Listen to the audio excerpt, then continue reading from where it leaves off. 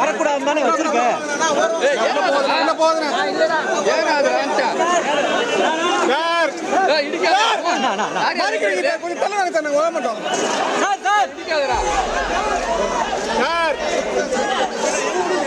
உள்ள வர மாட்டேன் சொல்றோம்.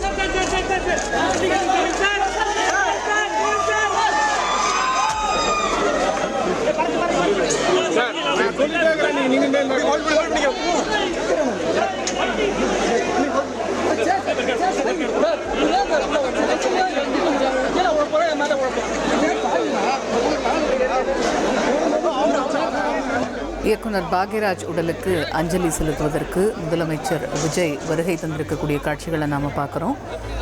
இயக்குனர் பாக்யராஜ் அவருடைய மறைவு ஒரு பேரிழப்பு. தமிழ் திரை உலகம் அப்படின்னு மட்டும் நம்ம சுருக்கிட முடியாது. ஒட்டுமொத்த திரை உலகத்துக்குமே இது ஒரு பேரிழப்பு.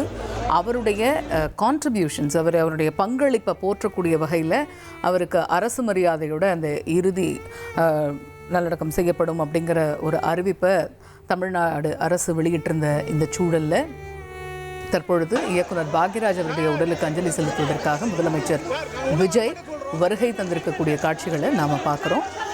தமிழ் திரை உலகிற்கு திரு பாக்யராஜ் அவர்களுடைய பங்களிப்பு அப்படிங்கிறது ஏராளம். ஸோ தமிழ் திரை உலகத்தில் அவர் படைச்சிருக்கக்கூடிய பல்வேறு விஷயங்களுக்காகத்தான் தமிழை தாண்டி பிற மொழிகளில் அவருடைய படைப்புகள் அப்படிங்கிறது பெரும் பேசு பொருளாச்சு அப்படிங்கிறத நம்ம பார்க்குறோம். நிறைய விஷயங்கள் திரு பாக்யராஜ் அவர்களுடைய திரைக்கதை அப்படிங்கிறதுக்கே இருக்கும் அப்படிங்கிறதையும் நம்ம புரிஞ்சுக்கிறோம். மற்ற மொழிகளில் இருக்கக்கூடிய பெரிய பெரிய இயக்குநர்கள், நடிகர்கள் இவங்க எல்லாருமே திரு பாக்யராஜ் அவர்களுடைய திரைக்கதையை பற்றி ஸ்லாகிச்சு நிறைய இடங்களில் பேசுகிறதையும் நம்ம பார்க்குறோம். அந்த வகையில் தமிழ் திரை உலகிற்கு, ஒட்டுமொத்த திரை உலகுக்குமே இயக்குனர் பாக்யராஜருடைய பங்களிப்பு ரொம்ப ரொம்ப அதிகம் அப்படின்னு சொல்கிறோம். அவருடைய பங்களிப்பை போற்றக்கூடிய வகையில் அரசு மரியாதையுடைய அவருடைய உடல் நல்லடக்கம் செய்யப்படும்னு தமிழக அரசு அறிவித்திருக்கக்கூடிய சூழலில் மரியாதை செலுத்துவதற்காக, அஞ்சலி செலுத்துவதற்காக முதலமைச்சர் விஜய் வருகை தந்திருக்கக்கூடிய காட்சிகளை நாம் பார்க்குறோம். செய்தியாளர் சாலமனிடம் பேசுவோம். Over to you Solomon. இப்போ நீங்கள் அங்கே பார்க்கக்கூடிய காட்சிகள் என்ன விவரிங்க?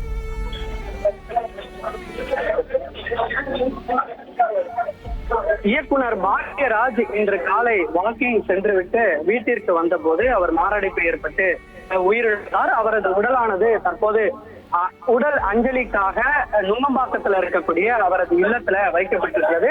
இவரது உடலுக்கு தற்போது முதல்வர் ஜோசப் விஜய் அவர்கள் நேரில் அஞ்சலி செலுத்துவதற்காக வந்திருக்கிறார். அவரது உடலை தற்போது அஞ்சலி செலுத்துவதற்காக அவர் உள்ளே சென்றிருக்கிறார், அஞ்சலி செலுத்தி வருகிறார்.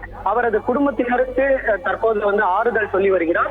அதன் பின்னர் அவர் மீண்டும் புறப்பட இருக்கிறார். ஏற்கனவே தமிழக அரசு சார்பிலும் அதே போல் குறிப்பாக முதல்வர் ஜோசப் விஜய் ஒரு அறிக்கையை வெளியிட்டிருந்தார்.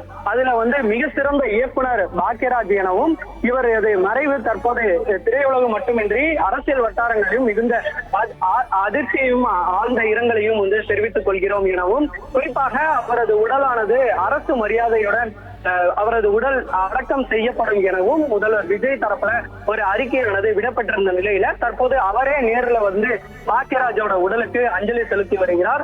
பூமுத்துகளை அங்கு வைத்து அவர் அவரது உடலுக்கு அஞ்சலி செலுத்தி வருகிறார். அவரது குடும்பத்தினருக்கு தற்போது ஆறுதல் கூறிவிட்டு புறப்படுவதற்காக தயார் நிலையில் இருக்கிறார். அருகில் இருக்கக்கூடிய சாந்தனு பாக்யராஜ் அவரது மகன், அதே போன்று அவரது மனைவி பூர்ணிமா பாக்யராஜ் மற்றும் அவரது மகள் ஆகியோருக்கு இவர் ஆறுதலை தெரிவித்துவிட்டு அதன் பின்னர் புறப்பட இருக்கிறார். குறிப்பாக தற்போது கான்வாய் வாகனம் தயார் நிலையில் இருக்கு. ஏற்கனவே அரசு மரியாதையுடன் அவரது உடலானது அடக்கம் செய்யப்படும் எனவும், இது மிகுந்த இவரது மறைவு திரையுலக வட்டாரத்துல மிகுந்த அதிர்ச்சியை ஏற்படுத்தும். இது போன்ற ஒரு இயக்குனர் மறுபடியும் வரமாட்டார் எனவும் பல்வேறு தரப்பினர் தெரிவித்து வரக்கூடிய நிலையில தற்போது முதல்வர் நேரில் அஞ்சலி செலுத்தி வருகிறார். ஒரு சாதாரண மனிதர்களையும் கதாநாயகர்கள் ஆக்கியவர், அந்தந்த குடும்பத்தில், ஒரு நடுத்தர குடும்பத்தில் இருக்கக்கூடிய ஒருத்தரால் பாக்யராஜ் அவர்களுடைய படத்தில் இருக்கக்கூடிய ஒரு கேரக்டரோட தன்னைத்தானே பொருத்தி பார்க்க முடியும்.